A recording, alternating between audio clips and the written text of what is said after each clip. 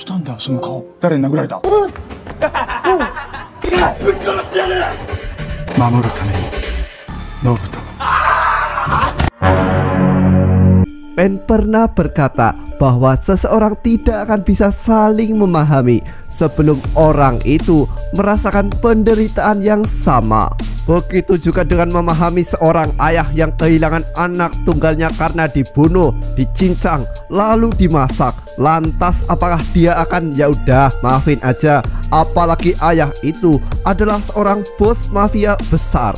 Tapi di sisi lain, orang yang dicurigai pembunuh cuma pegawai kantor biasa. Lantas apa tujuan si pembunuh?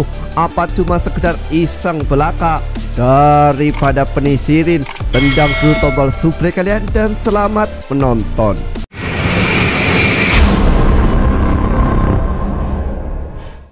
Film dimulai dengan penampakan seorang pria yang entah ada masalah apa. Dia berteriak seorang diri di tengah malam. Positive thinking dong, mungkin terlilit utang pinjol. Scene beralih ke seorang pegawai kantoran bernama Tosu Tetsuo yang diajak rekan kerjanya bernama Minamida untuk pergi ke wilayah Kawana. Lalu Tetsuo bercerita tentang acara syukuran anaknya yang diterima kerja menjadi polisi. Mari saya perkenalkan dengan sang anak. Dia bernama Tosu Reika. Dia sedang berlari mengejar seorang pria. Entah salah apa yang pria itu lakukan. Positive thinking dong, mungkin dia maling uang rakyat.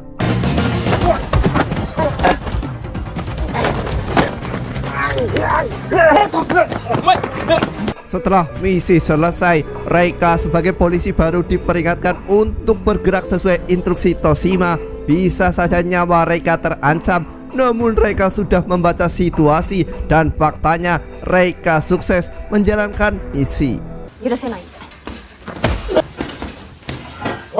Sesampainya di rumah, keluarga Tosu melakukan syukuran dan berharap karir Reika cepat melejit. Mereka bersama meminum es teh hangat dan sepiring gorengan.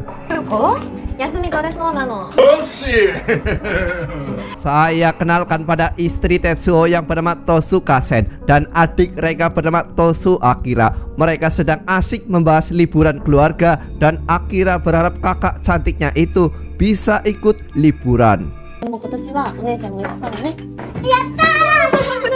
Malam harinya, Kasen bertanya malam ini mau adu mekanik atau tidak. Namun Tetsuo menolak halus. Dia sedang asik menulis sebuah novel bergenre misteri demi menambah penghasilan. Scene beralih ke masa lalu di mana Reika dianiaya oleh pacarnya sendiri yang bernama Nobuto Matori. Bahkan Nobuto menginjak harga diri Tetsuo. Alhasil untuk melindungi putrinya itu, Tetsuo terpaksa menghabisi Nobuto.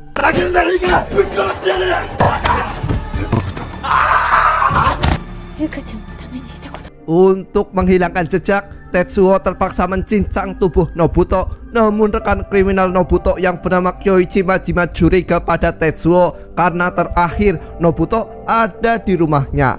Namun berkat keahliannya meramu novel misteri, Tetsuo berhasil menjebak Kyoichi menjadi seorang tersangka. Tapi ternyata ayah Nobuto yang seorang bos mafia justru curiga pada Tetsuo. Dia yakin Tetsuo adalah pelaku.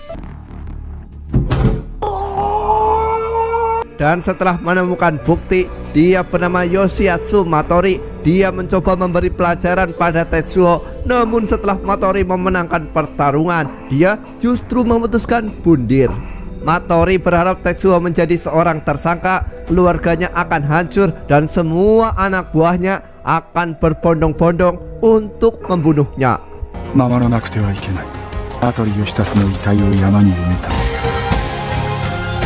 Namun sudah 7 tahun berlalu, Tetsuo sejauh ini masih cukup cerdik untuk menyembunyikan kejahatan yang dia lakukan. Sampai pada akhirnya terjadi musibah tanah longsor di Gunung Ongo, di mana itu adalah tempat Tetsuo mengubur jasad Matori. Dan ternyata menurut Yasumoto, tim polisi telah menemukan tulang seseorang di sana. そんな本格的な趣味じゃないんで。 Sebagai seorang detektif, Yasumoto tidaklah bodoh. Dia menyuruh rekannya bernama Yasukichi menyelidiki Tetsuo karena dengan teropong itu Yasumoto curiga Tetsuo sedang mengamati tulang seseorang yang polisi temukan. Keesokan harinya, pihak kepolisian sudah mengidentifikasi tulang itu milik Matori. Diketahui Matori adalah bos sindikat Mano yang sekarang kembali dipimpin oleh Kanji Shino. Namun sindikat Mano terbiasa membunuh tanpa jejak, yang artinya pembunuh Matori adalah orang luar. Dan dengan ditemukannya tulang Matori, sindikat Mano akan bergerak. Beralih ke pimpinan Mano yaitu Kanji Shino, di mana sebelum kematian Matori dia membawa uang 1 miliar yen dan Shino menanyakan di mana uang itu sekarang pada anak buah Matori.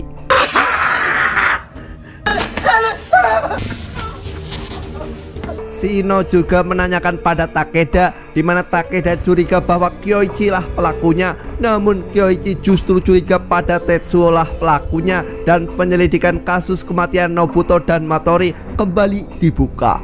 Malam harinya, Shino menelpon Tetsuo dan mengatakan bahwa Tetsuo adalah pelaku pembunuhan sekaligus pelaku pencurian uang milik Matori. Namun tentu saja Tetsuo tidak mengaku, dan kali ini keluarganya dalam bahaya lagi.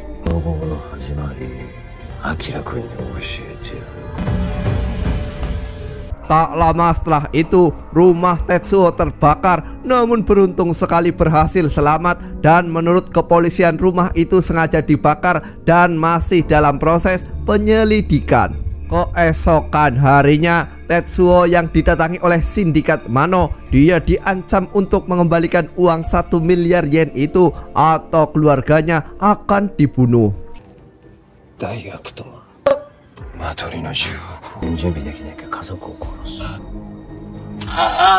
Tetsuo berencana bertemu seseorang yang bernama Marsilea, dan ternyata setelah bertemu, dia mengaku bernama Osawa. Dia melihat waktu Tetsuo membawa jasad Matori 7 tahun yang lalu.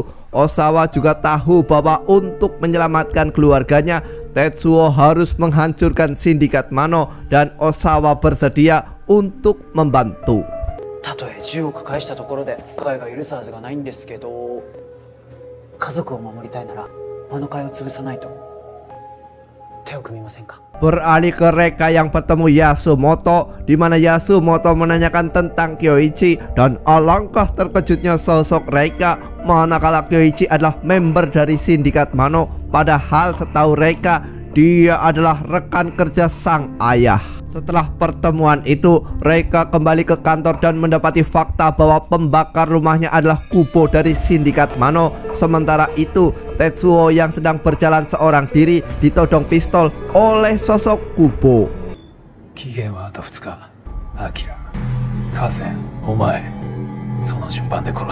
Sebagai seorang teman, Yasumoto kembali menemui Tetsuo, di mana Yasumoto telah mengetahui motif Tetsuo menghabisi Nobuto dan Matori adalah demi melindungi anaknya. Yasumoto berjanji akan melindungi keluarga Tetsuo apabila Tetsuo menyerahkan diri. Namun Tetsuo meminta waktu 1 hari lagi demi menjelaskan semuanya pada Reika anaknya.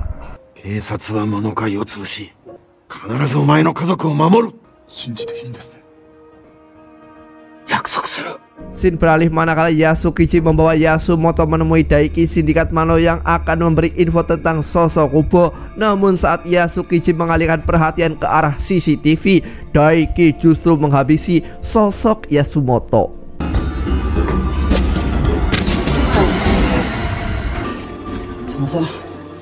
Di sisi lain, sebelum Tetsuo bercerita pada anaknya, Reika justru mendapatkan kabar buruk, di mana Yasumoto tiba-tiba dibunuh. Ya, terungkap kenapa sindikat Mano tidak tersentuh adalah karena mereka punya Yasukichi di pihak polisi.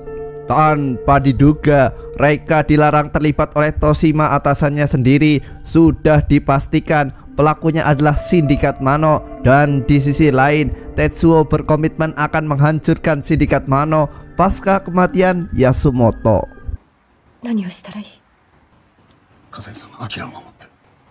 一つの望みにかけてみる。 Dalam rapat pasca kematian Yasumoto, terungkap bahwa orang yang terakhir dihubungi adalah Tetsuo. Ditambah bukti CCTV pertemuan mereka, pihak kepolisian menyimpulkan Tetsuo terlibat dengan sindikat Mano.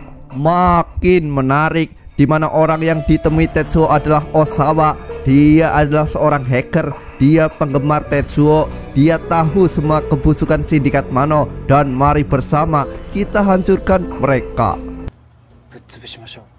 Osawa juga menambahkan bahwa dia mempunyai bukti kejahatan sindikat Mano, namun dia tidak menyerahkan data itu ke pihak kepolisian karena seseorang pernah melakukan itu dan berakhir dengan kematian. Kembali ke Reika, di mana dia menemui ibu Kyoichi Majima. Namun saat menemuinya, dia teringat dengan tulisan di buku milik Yasumoto bahwa Kyoichi ada di pelabuhan nelayan timur. Setelah bertemu Kyoichi Majima, terungkap bahwa Nobuto memacari Reika karena instruksi dari organisasi. Namun pasca pemukulan Reika, Nobuto menemui Tetsuo, dan setelah itu Nobuto mati dan tidak ada bukti pelakunya adalah Tetsuo.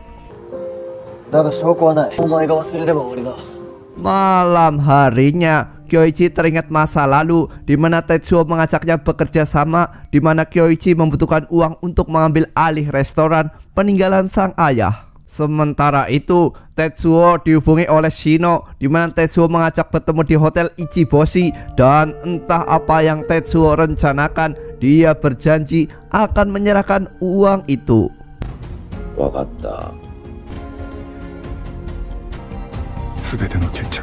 Makin menarik, manakala jimat yang dibawa Tetsuo sejatinya berisi GPS. Reika dan Kyoichi berencana membantu Tetsuo menghancurkan sindikat Mano. Rencana Osawa adalah mengadu domba sindikat Mano dengan pihak kepolisian. Namun karena info dari sosok Yasukichi, Kubo berencana menghabisi Tetsuo sebelum polisi datang. Dengan teropong Osawa, dia mengetahui bahwa Shino tidak ikut menuju hotel. Namun Osawa tidak akan kabur, dia justru berencana menghabisi sosok Kubo. Dan tentu saja Tetsuo tidak akan membiarkan Osawa bertarung seorang diri.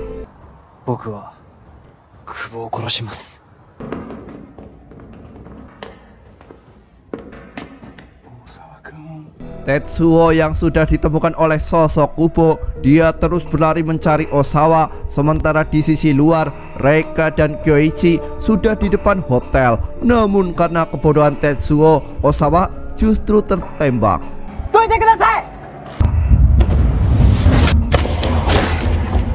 Dan setelah membawa Osawa, motif Osawa menghabisi Kubo adalah karena sang ayah mati karena Kubo. Ayahnya dulu berencana menghancurkan sindikat Mano dengan dokumen yang dia miliki.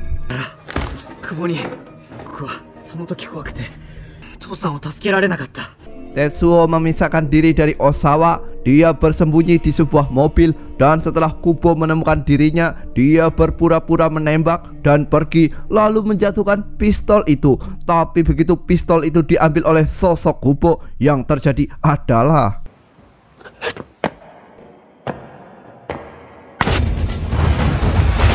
otak cerdas Tetsuo masih berfungsi. Dia sengaja membawa pistol yang bisa meledak. Namun itu belumlah cukup untuk menghabisi sosok Kubo.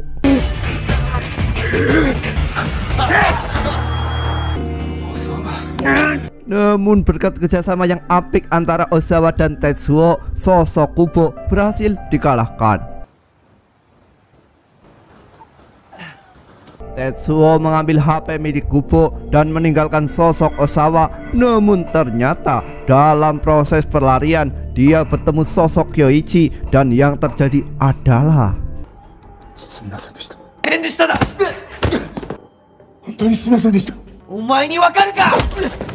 Kyoichi yang berhasil menangkap Tetsuo menelpon Shino dan memberi info bahwa Kubo telah tiada, dan Kyoichi berencana bergabung kembali dengan sindikat Mano. Malam harinya, mereka bertemu Shino dan meminta uang 1 miliar itu pada Tetsuo. Dan apabila Tetsuo berbohong, maka anak dan istrinya akan dihabisi.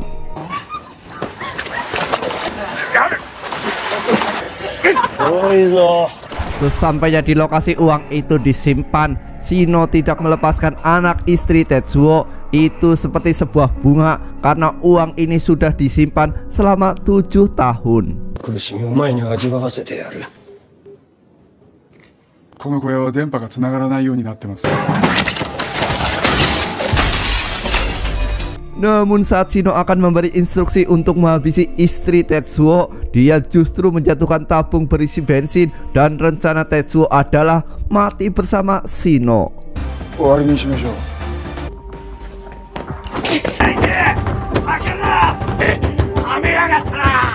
Salah satu kehebatan Tetsuo adalah kemampuannya dalam bernegosiasi. Dia berhasil untuk kedua kalinya membuat kesepakatan dengan Kyoichi, dan kali ini korbannya adalah bos besar sindikat Mano. あなたたちが握りつぶしたと思ってる歌を京一さんに託しました。あの会は終わりです。 Dan sebelum Kyoichi pergi, dia menghidupkan GPS digipak milik sang ayah. Kyoichi berharap Reika akan datang tepat pada waktunya.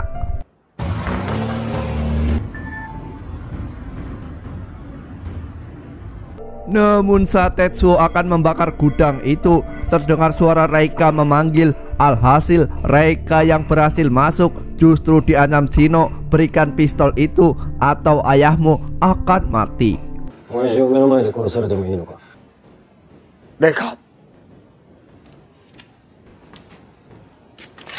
Reika yang berhati lembut tentu melempar pistol itu, dan Tetsuo belum menyerah. Dia memberikan kode Reika untuk mengambil flare di punggungnya. Lalu setelah itu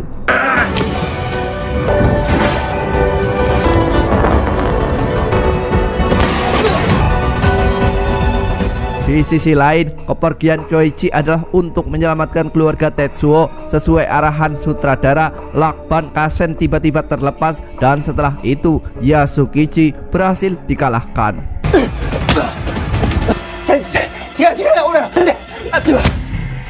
Singkat cerita, Tetsuo menyerahkan diri dan mengaku sebagai pelaku pembunuhan Nobuto. Lalu dengan bukti yang ada, Shino dipenjara seumur hidup.